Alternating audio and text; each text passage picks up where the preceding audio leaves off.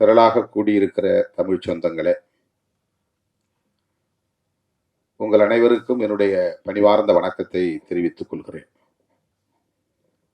ஆர்ப்பாட்டம் ஒன்றில் பங்கேற்க வேண்டியிருந்தது. சத்தீஸ்கர் மாநிலத்தில் பழங்குடி மக்களுக்கு எதிரான ஒரு நடவடிக்கை, இராணுவ நடவடிக்கை மேற்கொள்ளப்பட்டு வருகிற சூழலில் அதனை கண்டித்து இடதுசாரி இயக்கங்களும் விடுதலை சிறுத்தைகளும் இணைந்து நடத்திய ஒரு ஆர்ப்பாட்டம். இந்த நிகழ்வுக்கு இசைவளித்த பிறகு திடுமென அது ஏற்பாடு செய்யப்பட்டு விட்டது. 7:15 மணிக்குத்தான் அது நிறைவு பெற்றது. அங்கிருந்து இங்கே வந்து சேர சற்று காலத்தாழ்வு நேர்ந்து விட்டது. அதற்காக முதலில் என்னுடைய வருத்தத்தை தெரிவித்துக் கொள்கிறேன். குயிலி திரைப்படத்தின்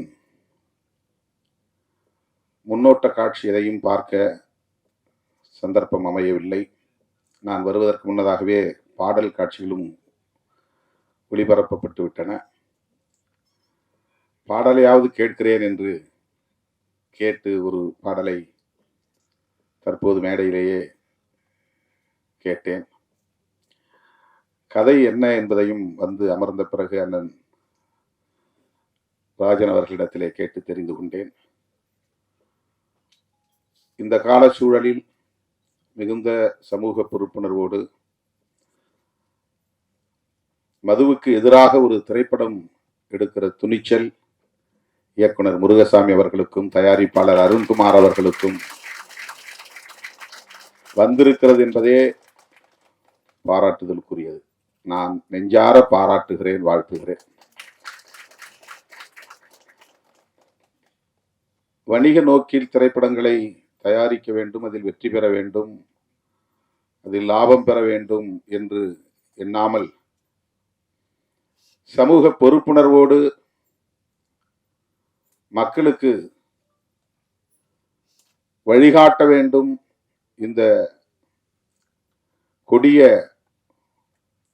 துன்பத்திலிருந்து மக்கள் விடுதலை பெற வேண்டும் என்கிற வேட்கையோடு இந்த இளைஞர்களுக்கு, இளம் தலைமுறையினருக்கு இப்படி ஒரு பொறுப்புணர்வு மிக்க இளைஞர்களாக இந்த திரைப்படத்தை தயாரித்திருக்கிறார்கள், அந்த வேட்கையோடு தயாரித்திருக்கிறார்கள் என்பது உள்ளபடியே மகிழ்ச்சி அளிக்கிறது என்பதை விட பெருமை அளிக்கிறது, பெருமைப்படுகிறது. இந்த இளைஞர்களை நான் ஆற தழுவி என்னுடைய வாழ்த்துக்களையும் பாராட்டுகளையும் தெரிவித்துக் கொள்கிறேன். உங்களுக்கு தெரியும், அண்மையிலே நாங்கள் மது மற்றும் போதைப் பொருள் ஒழிப்பு மகளிர் மாநாடு என்று லட்சத்துக்கும் மேற்பட்ட பெண்களை திரட்டி ஒரு மாபெரும் மாநாட்டை நடத்தினோம். அது பேசுவிடும் பொருளாக மாறியது, கடுமையான விமர்சனங்களுக்கும் உள்ளானது. அண்ணன் ராஜன் அவர்கள் பேசுகிற போது ஒன்றை சொன்னார். தமிழ்நாட்டிலே மதுவை ஒழிக்க வேண்டும் என்று நாம் சொல்லுகிறோம். ஒருவேளை தமிழ்நாட்டில் மதுவை ஒழிக்கும் நோக்கில் கடைகளை ஆட்சியாளர்கள் மூட முன்வந்தாலும் கூட அண்டை மாநிலங்களுக்கு போய் மதுவை அருந்துவிட்டு வருகிற ஒரு நிலை இருக்கிறது. அல்லது அவர்கள் இங்கே வந்து திருட்டுத்தனமாக மதுவை விற்பனை செய்வதற்கான வாய்ப்பு இருக்கிறது. இதற்கு என்னதான் தீர்வு என்ற கேள்வியை எழுப்பிவிட்டு அவர் சொன்னார், தேசிய அளவில் எங்குமே மது இருக்கக்கூடாது என்ற கருத்தை சொன்னார்.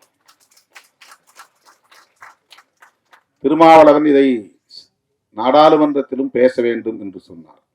சொல்லிவிட்டு பேசியிருக்கிறார் என்று நம்புகிறேன் என்றும் சொன்னார். அவருடைய நம்பிக்கை வீண் போகவில்லை. நான் பேசினேன், மக்களவையில் பேசினேன். என் மீது அவர் வைத்திருக்கிற நம்பிக்கை எனக்கு வியப்பளிக்கிறது. நாடாளுமன்றத்தில் அப்படி நான் பேசுகிற போது மாண்புமிகு அமைச்சர் நிர்மலா சீதாராமன் அவர்கள் எழுந்து, நீங்கள் முதலில் தமிழ்நாட்டில் மதுவை ஒழித்துவிட்டு வாருங்கள், கள்ளக்குறிச்சியிலே பல பேர் உயிரிழந்திருக்கிறார்கள், அங்கே பேசாமல் இங்கே ஏன் பேசுகிறீர்கள் என்று எதிர்வினையாற்றினார். அது அரசியல் ரீதியான விமர்சனம். நாம் அதை கடந்து சிந்திக்கிறோம். தமிழ்நாட்டில் உள்ள இளைஞர்கள் மட்டுமல்ல, தமிழ்நாட்டில் உள்ள மனிதர்கள் மட்டுமல்ல, இந்தியா முழுவதும் மக்கள், நம் தேசத்து மக்கள் இதனால் பாதிக்கப்படக்கூடாது என்கிற பரந்த பார்வை நமக்கு உண்டு.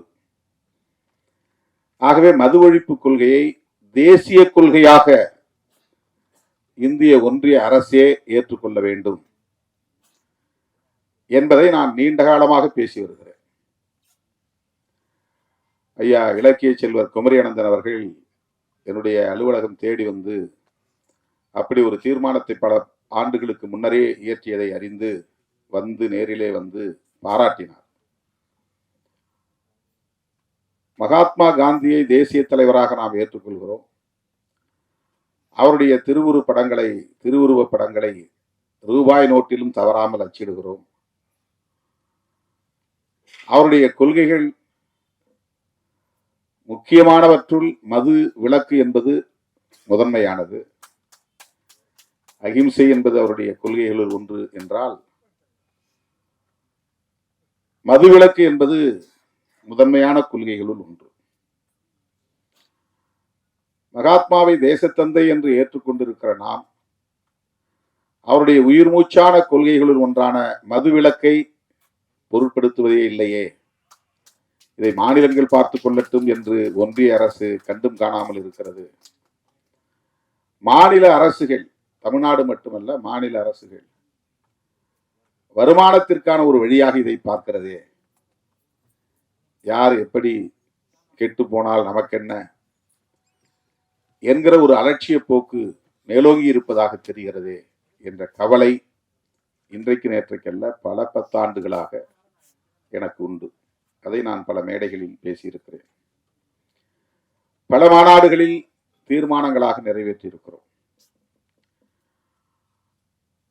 கள்ளக்குறிச்சியில் 60 பேர் உயிரிழந்ததும் நான் உடனடியாக அந்த பகுதிக்கு சென்று 2 நாள் இருந்து ஒவ்வொருவரின் வீடாக சென்று அந்த மக்கள் கத்தி கதறி அழுத நிலையில் அவர்களின் கைகளை பற்றி கொண்டு ஆறுதல் சொன்னேன். அவர்களுக்கு எம்மால் இயன்ற நிதி உதவியும் செய்தோம். உடனடியாக ஒரு ஆர்ப்பாட்டத்தையும் நடத்தினோம். அது போதாது என்கிற அடிப்படையிலே மரக்காணத்தில் உயிரிழந்தவர்களையும் போய் சந்தித்து ஆறுதல் சொல்லிவிட்டு அவர்களுக்கும் நிதி உதவி செய்துவிட்டு அங்கே நான் அறிவிப்பு செய்தேன். மது மற்றும் போதைப் பொருள், மது மட்டுமல்ல, பல வகையான போதைப் பொருள் இன்றைக்கு புழக்கத்திற்கு வெளிப்படையாக வந்திருக்கின்றன. கஞ்சா போன்ற பல வகையான போதைப் பொருட்கள், ட்ரக்ஸ், போதை மாத்திரைகள் பள்ளி வளாகங்களிலே இப்போது கிடைக்கிறது. நகர்ப்புறங்களில் மட்டுமே புழக்கத்தில் இருந்த போதைப் பொருட்கள் இப்போது கிராமப்புறங்களிலும் ஊடுருவி இருக்கிறது. இந்த துயரத்தை, இந்த அவலத்தை எண்ணி இதற்கென்று ஒரு மாநாடு நடத்த வேண்டும் என்று அறிவிப்பு செய்து அதை ஒரு தேசிய கொள்கையாக இந்திய ஒன்றிய அரசே ஏற்றுக்கொண்டு எந்த மாநிலத்திலும் மதுக்கடைகள் திறக்கக்கூடாது, வருவாய்க்கு வேறு வழிகளை தேடிக்கொள்ள வேண்டும் என்று வழிகாட்டக்கூடிய ஒரு நிலைப்பாட்டை இந்திய ஒன்றிய அரசு மேற்கொள்ள வேண்டும் என்று வலியுறுத்தி தீர்மானம் நிறைவேற்றினோம். இப்போது பலரும் விமர்சித்தார்கள். தமிழ்நாட்டிலே கடையை திறந்து வைத்திருக்கிற ஆட்சியாளர்களை மேடையில் அமர வைத்துக் கொண்டு நீங்கள் தேசிய அளவிலே மதுவிலக்கு கொள்கையை பேசுவது எந்த வகையிலே நியாயம் என்று அரசியல் ரீதியான விமர்சனங்களை பேசினார்கள். நம்மை பொறுத்தவரையில் ஆட்சியில் இருந்தாலும் கூட அவர்களையும் மேடையில் அமர வைத்து மதுவை ஒழிக்க வேண்டும் என்று சொல்லுகிற துணிச்சல் விடுதலை சிறுத்தைகளுக்கு உண்டு என்பதை அந்த நிகழ்வின் மூலமாக உறுதிப்படுத்தினோம். கூட்டணியில் இருக்கிறோம், அவர்களை வைத்துக் கொண்டு மேடையிலே பேசக்கூடாது என்று நாங்கள் அஞ்சவில்லை. உங்களுக்கும் இதிலே உடன்பாடு இருக்கிறது, எனவே மேடைக்கு வாருங்கள், ஒன்றும் பிரச்சனை இல்லை, வந்து உங்கள் கருத்தை சொல்லுங்கள். மேடைக்கு வந்தார்கள். தேர்தல் வாக்குறுதியிலேயே மதுக்கடைகளை மூடுவோம் என்று திராவிட முன்னேற்ற கழகம் ஏற்கனவே அறிவித்திருக்கிற நிலையில் இந்த மாநாட்டிலும் பேச வேண்டும் என்று நாங்கள் அந்த கூட்டணி உறவை பயன்படுத்தி ஒரு அழுத்தம் கொடுத்தோம் என்பதுதான் உண்மை. அதுதான் ஒரு பிரஷர். ஆளுங்கட்சியை மேடையிலே அமர வைத்து, ஆமாம் எங்களுக்கும் மதுக்கு கடைகளை மூட வேண்டும் என்கிற கருத்திலே உடன்பாடு உண்டு என்று சொல்ல வைத்தது விடுதலை சிறுத்தைகள் என்பதை நான் இந்த இடத்திலே பதிவு செய்ய விரும்புகிறேன். ஆகவே இந்தியா முழுவதும் மது ஒழிக்கப்பட வேண்டும், போதைப் பொருள் புழக்கம் கட்டுப்படுத்தப்பட வேண்டும். தினந்தோறும் நான் சுற்றுப்பயணத்தில் இருக்கிறேன், ஏதாவது ஒரு கிராமத்தில் இருக்கிறேன், ஏதேனும் ஒரு நிகழ்ச்சியில் பங்கேற்கிறேன். உள்ளபடியே ஒவ்வொரு நாளும் நான் நொந்து போகிறேன். மேடைக்காக நான் பேசவில்லை. இளம் வயதிலேயே பல இளைஞர்கள், ஒரு குறிப்பிட்ட சமூகத்தை சார்ந்தவர்கள் என்று இல்லை, அனைத்து சமூகங்களை சார்ந்தவர்களும் இந்த கொடிய குடிப்பழக்கத்திற்கு ஆளாகி இளம் வயதிலேயே வாழ்வை பாழாக்கிக் கொள்ளுகிறார்கள். குடும்பம் நடத்துவதற்கான ஆளுமையையே இழந்து விடுகிறார்கள்.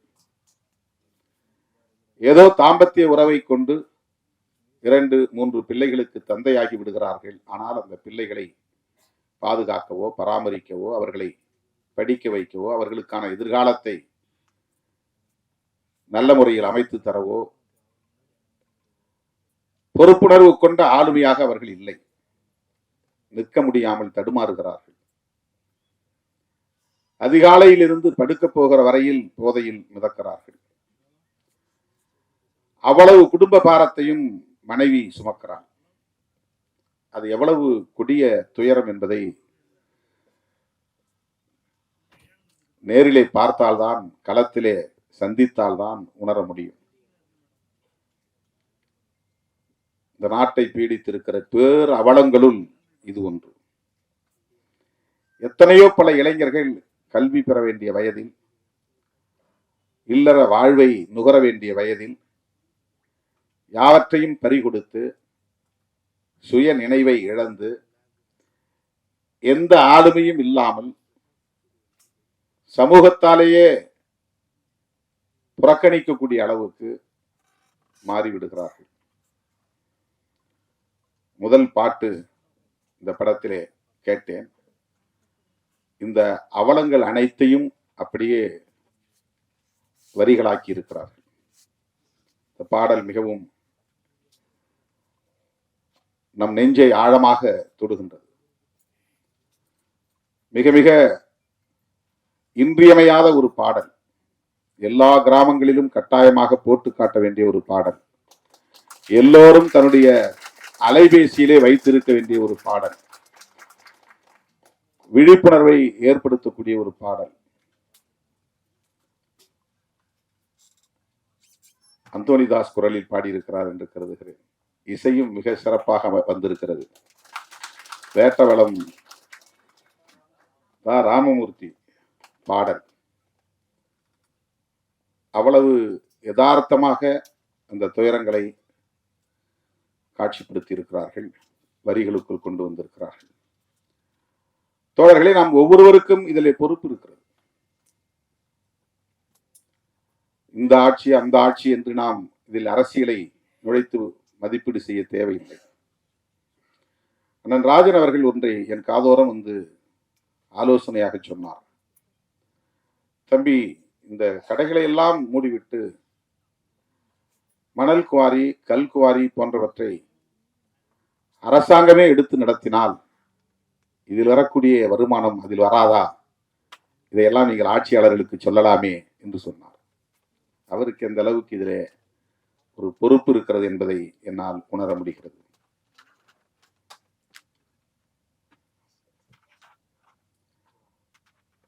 தமிழக முதலமைச்சரிடத்திலே தனிப்பட்ட முறையிலே இதை பற்றி பேசுகிற போதும் கூட அவருக்கும் அந்த கவலை இருக்கிறது.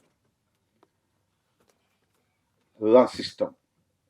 ஒரு சமூக கட்டமைப்புக்குள்ளே அரசு சார்ந்த கட்டமைப்புகள் சில நேரங்களில் நம்முடைய விருப்பங்களை மீறி இயங்கக்கூடியவையாக அமைந்து விடுகின்றன. தனியார் மயமாதல் கூடாது என்பது நம்முடைய கருத்து. ஆனால் நம்மால் அதை எதிர்த்து வெற்றி பெற முடியவில்லை.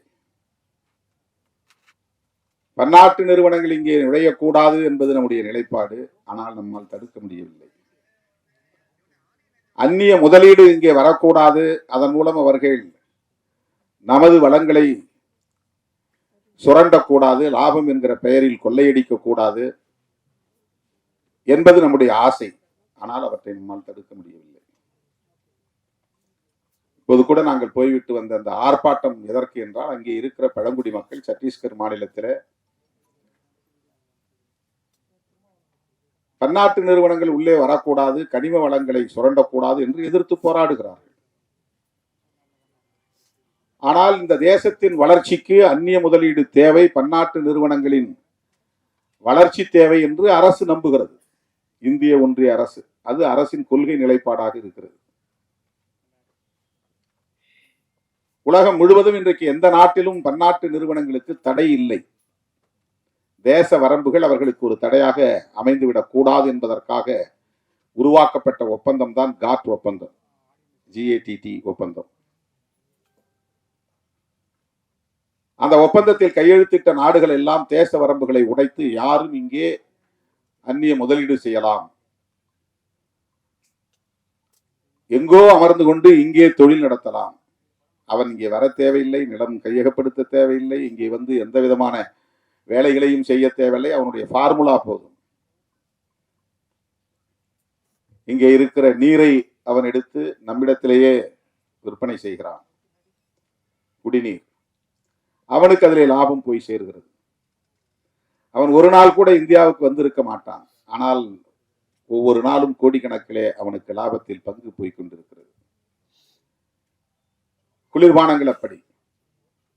எல்லா விதமான தொழில்களும் அவன் நாட்டில் செய்தால் அந்த கழிவை அவன் மண்ணில் போய் சேர்க்க வேண்டும். அதனால் மண் நஞ்சாகும், குடிநீர் நஞ்சாகும், காற்று நஞ்சாகும் என்று அஞ்சுகிறான். இந்தியா போன்ற 3வது உலக நாடுகளில் அவன் கழிவை கொட்டுகிற குப்பை தொட்டியாக மாற்றிக் கொண்டிருக்கிறான். அதற்கு உலகமயமாதல் கொள்கை வழிவகுத்திருக்கிறது. உலகமயமாதல், தாராளமயமாதல், தனியார்மயமாதல் என்கிற கொள்கைகளை 90களில் நாம் கடுமையாக எதிர்த்தோம். இப்போது பேசவே நாம் தயங்குகிறோம், பேசுவதே இல்லை. இறால் வளர்ப்பை கடுமையாக எதிர்த்தோம் ஒரு காலகட்டத்தில். இப்போது இறால் வளர்ப்பு மிகச் ஜோராக நடைபெற்றுக் கொண்டிருக்கிறது. நம்மால் எதிர்க்க முடியவில்லை. தனியார் துறைகளில் இடஒதுக்கீடு வேண்டும் என்று கோரிக்கையை மாற்றிக்கொண்டோம். தனியார் மயமாதலே வேண்டாம் என்று சொன்ன நிலை மாறி இப்போது தனியார் துறைகளில் வேலை வாய்ப்பு வேண்டும், அதற்கு இடஒதுக்கீடு வேண்டும் என்று நமது கோரிக்கையை மாற்றிக்கொண்டோம். இப்படி நம் விருப்பத்திற்கு மாறாக மது ஆலைகள் ஆங்காங்கே நிறுவப்பட்டு விட்டன. மது உற்பத்தி ஆலைகள், அது கோடிக்கணக்கிலே முதலீடு செய்யப்பட்டவை. அதில் பல்லாயிரக்கணக்கானவர்கள் வேலை செய்கிறார்கள். அதற்கான மூலப்பொருளை தருவதற்கு சர்க்கரை ஆலைகள் மொலாசஸ் தயாரிக்கின்றன. இந்த மொலாசஸை எப்படி அவர்கள் விநியோகம் செய்வது, விற்பனை செய்வது, அதை வாங்குவதற்கு மது ஆலைகள் தேவை. மது ஆலைகளை, மது கடைகளை மூடுவது என்பது மட்டுமே வேலை திட்டம் அல்ல.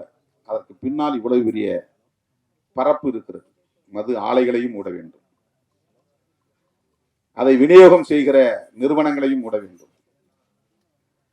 அதற்காக ஆயிரக்கணக்கான கோடிகளை முதலீடு செய்திருக்கிறார்கள். அவ்வளவு முதலீடுகளையும் நிறுத்த வேண்டும். அதனால் ஏற்படுகிற இழப்பை சந்திக்க வேண்டும்.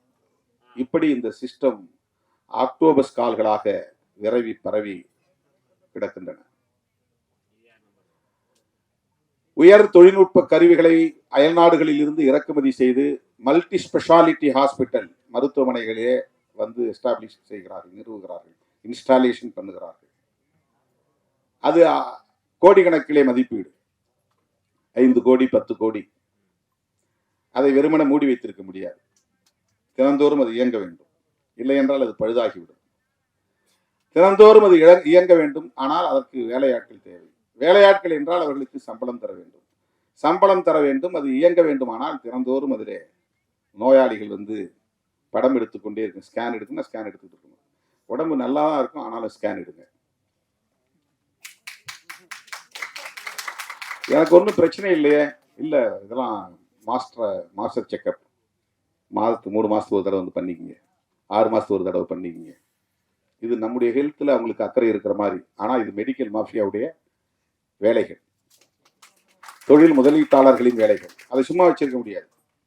ஒவ்வொரு ஹாஸ்பிட்டல்லையும் பல கோடி ரூபாய் முதலீட்டிலே உயர் தொழில்நுட்ப கருவிகள் நிறுவப்பட்டு இருக்கிற நிலையில் அவற்றை எல்லாம் மூடி வைத்திருக்க முடியாது. எக்ஸ்ரே எடுக்கிறதா இருந்தாலும் சரி, எம்ஆர்ஐ எடுக்கிறதா இருந்தாலும் சரி, அல்லது என்ஜிஓ பண்றதா இருந்தாலும் சரி, ஒவ்வொன்றுக்கும் அவங்க எஸ்டாப்ளிஷ் பண்ணி வச்சிருக்காங்க. எல்லாம் ஏசி, அதெல்லாம் அவன் பராமரி டெய்லி மெயின்டெனன்ஸ் இருக்கணும். சும்மா போட்டு மூடி வச்சுக்க முடியாது. அந்த மாதிரி தான் இந்தியா முழுக்க மது ஆலைகள் பல ஆயிரம் கோடி முதலீட்டில் நிறுவப்பட்டிருக்கிறது. அவ்வளவு எளிதா அதை மூட முடியாது என்பது இங்க இருக்கிற சிஸ்டம், இங்க இருக்கிற ஸ்ட்ரக்சர். இப்ப நம்முடைய போராட்டம் என்பது தூத்துக்குடியிலே துப்பாக்கிச்சூடு வரையில் போய் 12 பேர் படுகொலை செய்யப்பட்ட பிறகுதான் ஸ்டெர்லைட் ஆலையை மூட வேண்டும் என்கிற நிலை உருவாகிறது. சாதாரணமான கோரிக்கைகளால் அந்த ஆலையை மூட முடியவில்லை. அறவழி போராட்டங்களால் அந்த ஆலையை மூட முடியவில்லை. கேரளாவிலே வேண்டாம் என்று சொன்ன அணு ஆலை கூடங்குளத்திலே நிறுவப்படுகிறது. தமிழ்நாட்டுக்குள்ளே நிறுவப்படுகிறது. நிறுவப்பட்ட நாளில் இருந்து, அதற்கான ஆணை பிறப்பிக்கப்பட்ட நாளில் இருந்து அந்த பகுதியில் மக்கள் போராடி கொண்டே இருக்கிறார்கள், எதிர்ப்பு தெரிவித்துக் கொண்டே இருக்கிறார்கள், துண்டறிக்கை கொடுத்துக் கொண்டே இருக்கிறார்கள், உண்ணாவிரத போராட்டம் நாள்தோறும் நடத்துகிறார்கள். 1.5 ஆண்டுகள் நடந்தன. ஒரு அங்குலம் கூட அதிலே நம்மால் முன்னேற முடியவில்லை. திட்டமிட்டவாறு கூடங்குளம் அணு உலை நிறுவப்பட்டது, அது இயங்குகிறது. அங்கே அணு கழிவுகள் வெளியேற்றப்பட்டுக் கொண்டே இருக்கின்றன. தோழர்களே, அப்படித்தான் இந்த மது ஒழிப்பும் கூட. விழிப்புணர்வு தேவை. பரந்துபட்ட அளவில் மக்களிடையே விழிப்புணர்வு தேவை. ஒரு இயக்கம் போதாது, ஒரு கட்சி போதாது, ஒரு தலைவர் போதாது. அரசை நிறுவுகிற ஆற்றல் பெற்ற மக்கள், ஒரு அரசை தூக்கி எறிகிற ஆற்றல் பெற்ற மக்கள், விழிப்புணர்வு பெற்ற அரசியல் சக்தியாக மாறுகிற போது, தொடர்ந்து போராடுகிற துணிச்சலை பெறுகிற போது, சமரசமின்றி போராடுகிற ஆற்றலை பெறுகிற போது எல்லாவற்றையும் தலைகீழாக புரட்டி போட முடியும். அதற்கு சான்று வேளாண் சட்டங்களை இந்த அரசு திரும்ப பெற வைத்தது.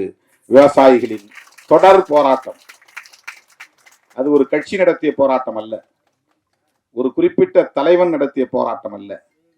பஞ்சாப், ஹரியானா மாநிலங்களை சார்ந்த விவசாயிகள் குடும்பமாக வண்டி கட்டி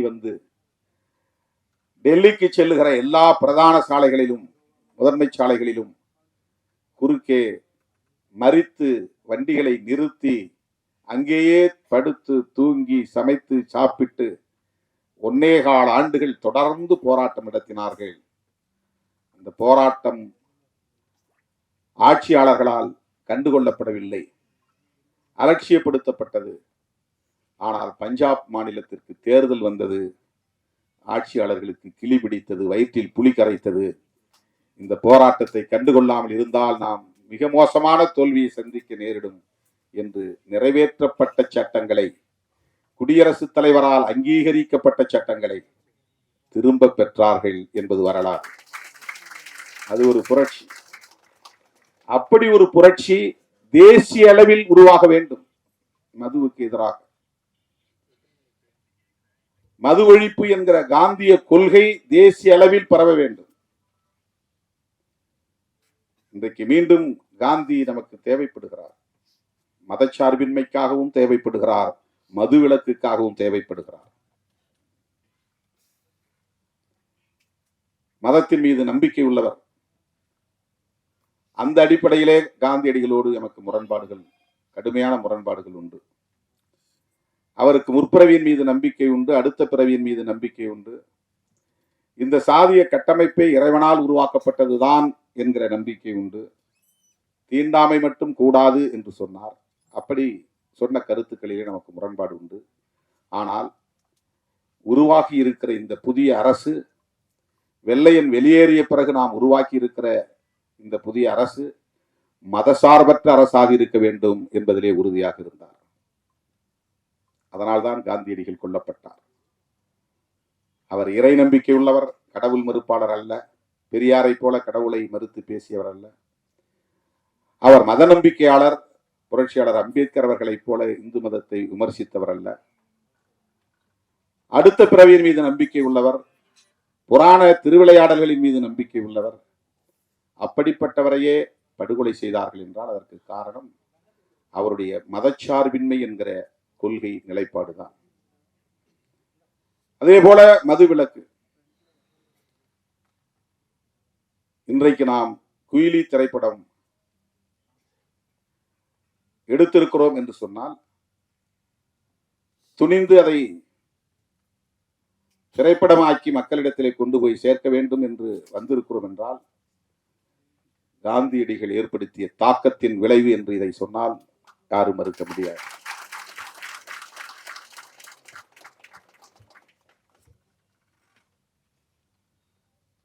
களத்திலே நாம் சந்திக்கிற அவலங்கள் நம்மை சிந்திக்க வைக்கிறது என்பதுதான்.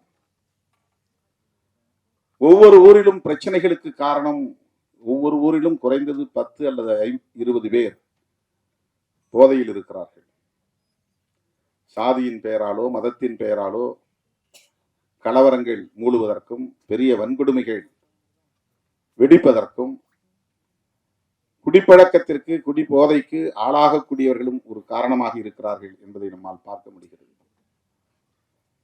1,00,000 பேர் அமர்ந்திருக்கிற ஒரு அவையில் 100 பேர் குடிபோதையில் வந்து குழப்பத்தை ஏற்படுத்தி விடுகிறார்கள். அந்த கட்டுப்பாட்டை சீர்குலைத்து விடுகிறார்கள். இது நாட்டுக்கு கேடு. படத்தின் முதல் பாடலே அதுதான், நாட்டுக்கு கேடு வீட்டுக்கு கேடு, அதை விட்டு தொலைப்போம் என்கிற அந்த கருத்து.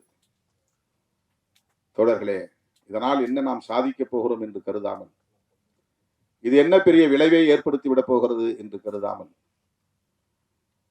இந்த விழிப்புணர்வை இன்னும் விரிவாக்கி கொண்டே போக வேண்டும். சில இளைஞர்களையாவது நாம் அந்த கொடுமைக்கு ஆளாகாமல் தடுக்க முடியும், அந்த துயரத்திற்கு ஆளாகாமல் தடுக்க முடியும். இளம் தலைமுறையினரை பாதுகாக்க முடியும். ஏற்கனவே பாதிக்கப்பட்டவர்களை மீட்க வேண்டும் என்பது ஒரு புறம், புதிதாக இளைஞர்கள் அதிலே பாதிப்புக்கு உள்ளாகி விடாமல் தடுக்க வேண்டும் என்பது இன்னொரு புறம். ஒவ்வொரு மருத்துவமனையிலும் டி அடிக்ஷன் சமூகத்தில் நிலவக்கூடாது. ஏன்னா அவனுக்கு என்ன ஆகுன்னா, ஒரு பக்கம் அடிக்ஷன் ஆயிடுவான், இன்னொரு பக்கம் சமூகம் அவனை புறக்கணிக்கிறது. அது அவனை ஒரே நேரத்தில் 2 தாக்குதல். இதுல இருந்து அவனால மீள முடியல. இன்னொரு புறம் பொண்டாட்டியும் அவளை மதிக்கல, பிள்ளைகளும் அவங்கள மதிக்கல, சமூகமும் மதிக்கல. இந்த நிராகரிப்பு, அவமதிப்பு அவனை அறியாமலேயே அவனுக்குள் ஒரு அழுத்தமாக அது மாறுகிறது.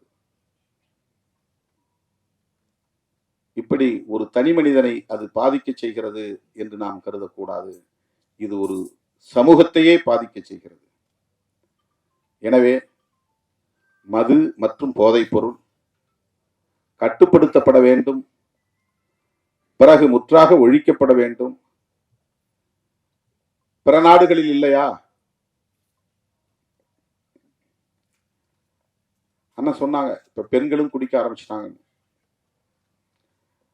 அயல் நாடுகளிலே பெண்கள் குடிக்கிறார்களே, என்னன்னா ஹெல்த் கான்சியஸ் இல்லாதவன் குடிக்கிறதுக்கும் ஹெல்த் கான்சியஸ் உள்ளவன் குடிக்கிறதுக்கும் வேறுபாடு இருக்கு. சோசியல் ட்ரிங்க் என்கிற பெயரில் குடிக்கிறவனுக்கும் குடி இல்லையே என்னால் இருக்க முடியாது என்கிற அளவுக்கு குடிக்கிறவனுக்கும் வேறுபாடு இருக்கிறது. ஏதோ மாதத்துல 1 நாள் அல்லது 2 நாள் அல்லது வாரத்துல 1 நாள் என்று ஒருவன் குடிப்பதை கூட தன் கட்டுப்பாட்டுக்குள்ளே வைத்திருக்க முடியும் என்றால் அவனுக்கு ஏற்கனவே ஒரு விழிப்புணர்வு இருக்கிறது என்று பொருள். மதுக்கடைகளை திறந்து வைப்பதன் மூலம் அது ஒரு சோசியல் பிஹேவியராக மாறுகிறது. சமூகம் இப்ப அது ஒரு குற்ற உணர்வே இல்லை. முன்ன யாராவது பார்த்தா அவன் குடிகாரம் பாருன்னா அவனுக்கு ஒரு கூச்சமா இருக்கும். ஊர்ல 1-2 பேர் தான் இருப்பான். இப்ப ஊர்ல 40 பேர் 50 பேர், அதனால யாருக்கும் எந்த குற்ற உணர்வும் கிடையாது. அது சாதாரணமாகிவிட்டது. பிள்ளைகளையே போய் வாங்கி வர சொல்றாங்க அப்பா அம்மா சேர்ந்து குடிக்கிறாங்க. அதை நியாயப்படுத்தப்படுது. அவங்க செய்யற வேலைப்பா, உடம்பு வலி, அதனால குடிச்சிட்டு படுக்கிறான். இதை சில பேர் நியாயப்படுத்துகிறார்கள். உள்ளபடி இது பெரிய அவலம். சகித்துக் கொள்ள முடியாத பேரவலம், ஒரு சமூகத்தையே முடமாக்குகிற ஒரு பேரவலம், ஒரு தேசத்தையே வீழ்த்துகிற பேரவலம். எல்லா இலவசங்களையும் நிறுத்திவிட்டு கல்வியை மட்டும் இலவசமாக தர முன்வருகிற ஒரு அரசு, அதன் மூலம் ஒரு விழிப்புணர்வை ஏற்படுத்துகிற அரசு, இது போன்ற அவலங்களையும் ஒரு முடிவுக்கு கொண்டு வரும்.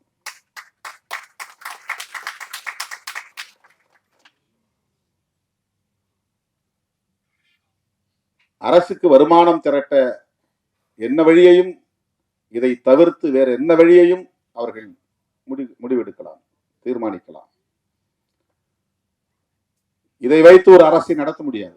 ஆண்டுக்கு 25,000 கோடி என்பது போதாது. ஆகவே இலவச திட்டங்களுக்கு இது பயன்படுகிறது என்று நியாயப்படுத்துவதும் ஏற்புடையதல்ல.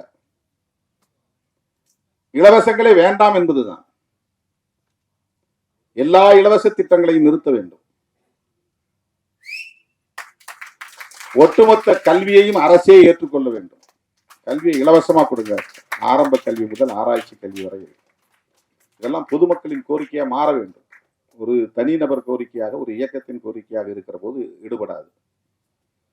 பொதுமக்களின் கோரிக்கையாக மாற வேண்டும். அதற்கான விழிப்புணர்வு தேவை.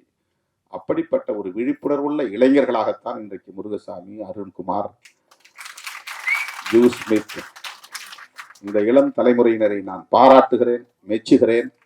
இது போன்ற இன்னும் பல விழிப்புணர்வு கருத்துக்களை சொல்லக்கூடிய படைப்புகளை நீங்கள் தர வேண்டும். இந்த சமூகம் உங்களை தூக்கி கொண்டாடும் என்பதை சொல்லி இந்த வாய்ப்புக்கு நன்றி கூறி முடிக்கிறேன். நன்றி, வணக்கம்.